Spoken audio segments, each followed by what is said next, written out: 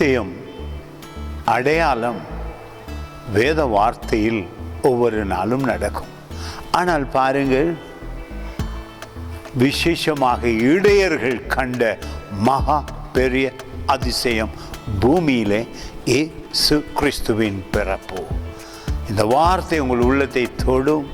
இந்த நாளில் அப்படியான அதிசயம் பூமியிலே நடந்தது என்பதை விசுவசித்து ரட்சிக்கப்பட்ட நாங்கள் இயேசு கிறிஸ்து உயிர்த்து எழுந்து எங்கள் தேவனாய் இருக்கிறார் என்று இந்த நாளில் நாங்கள் ஏற்றுக்கொண்டு இருக்கிறபடியினாலே எங்கள் வாழ்க்கையில் பல அடையாளங்கள் நடக்கும்.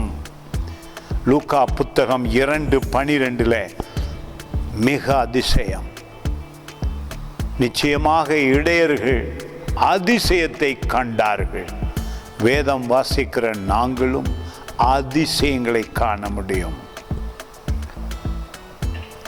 2ஆம் அதிகாரம் 12வது வசனம்.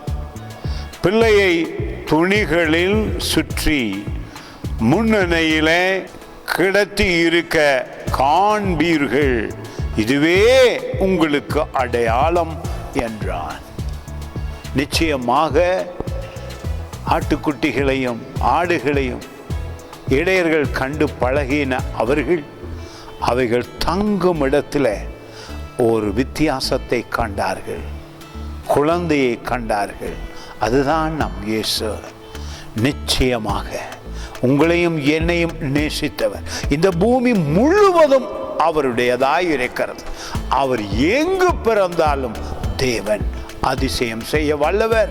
பூமியில எந்த இடத்தை அவர் சூஸ் பண்ணி இருந்தாலும் உங்களையும் என்னையும் நேசித்தபடியினாலே தாழ்மையில அற்புதமாய் பிறந்து இந்த நாளில் உங்களுக்கும் எனக்கும் சுகத்தை தர உயிரோடு இருக்கிறார்.